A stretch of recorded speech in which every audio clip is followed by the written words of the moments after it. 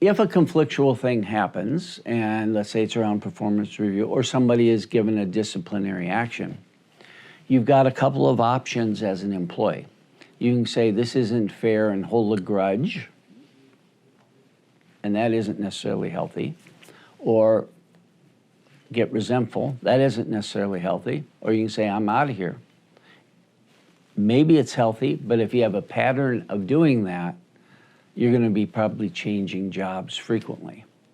And that's a good way to get a lot of different things on your resume that might raise red flags to another employer. So another approach could be is using it as a learning opportunity.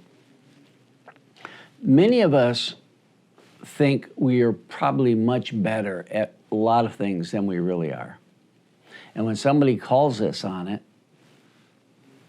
we don't like it. It's kind of a normal reaction. But if you can step back, if it's being delivered to you and you say, I'm going to take a look at this. Just because they say it, it doesn't mean it's true, but just because they say it doesn't mean it's not true, or at least partially true.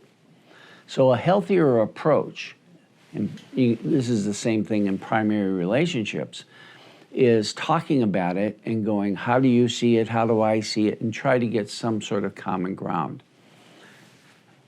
But there are many people that vote with their feet. And so if somebody gives them, I like to not call it criticism. I like to call it growing edge feedback. So this is feedback to help you grow. And most people can hear it in that way. It has less judgmental. But there are some people, no matter what you do, they're dissatisfied. And that's a horrible way to live. And if you can step back and say, everybody's got a job to do, everybody has their own evaluation system, and often people don't see things in the same way. We all have different perceptions on things, like what tastes good and favorite food. We could do the same thing. And sometimes you get some alignment and sometimes you don't.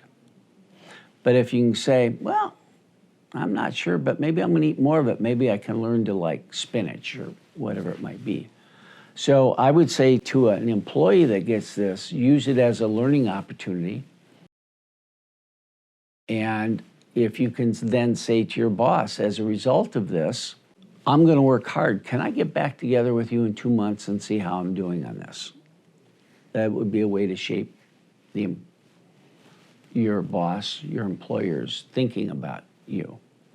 Then on the boss side, how we deliver the mail when you're in a position of power is really important to consider. Like some companies will have these forms, one size fits all, check, check, check. 3% cost of living increase, whatever. It's not very personable. But if you're going to have to deliver some bad news, it's always good to mix it with some good news. Here are the areas I see that you're doing very well.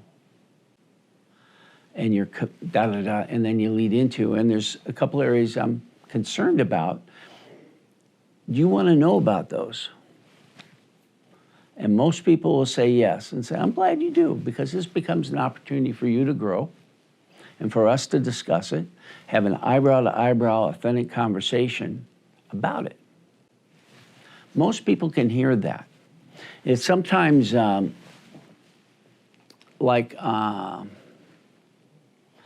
I'm interpreting an MMPI to a patient, going over what it means, there's certain configurations that look in a certain way. And there's one of them that if I went off in all this clinical stuff, it wouldn't sound very good and it wouldn't feel very good. But I might say this profile seems to represent a person who's kind of like a porcupine that likes to be hugged. And they'll sit there, They can hear that, and it becomes a metaphor to talk about that like to be hugged, but I have some things in my personality that might be rather prickly to keep people away, which is exactly the opposite of what I want. So the way I behave gets me less of what I want. If I want more of something, I'm going to have to change this. So it's the same sort of thing in if you're a manager and delivering the mail, how best to tell it. Now, my style is often telling stories and, a parable or a metaphor, but something in a way that people can hear it. And I tend to approach life, whether they be my patients, my friends, my coworkers, employees, et cetera, that people are resilient, tough nuts. Not that they are nuts, but they're resilient and strong. And therefore, that philosophy, I think, for the most part, helps me to be authentic.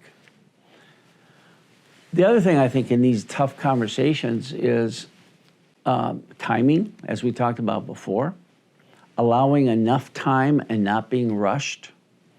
And then verbally, sometimes if you're seeing somebody really having a hard time hearing it, of jumping out of that topic for a bit and then coming back to it. But it's paying attention. We were talking earlier on this tape about customer service. Managers need to clearly understand the importance of great customer service to their employees, the people on their team, and that they lead through a customer service lens. And most people, if you set it up right, all the better. But all too often, people rely on check boxes and this and that when you're delivering bad mail or negative mail to somebody, of just looking for a way to get it into that person that they can hear it.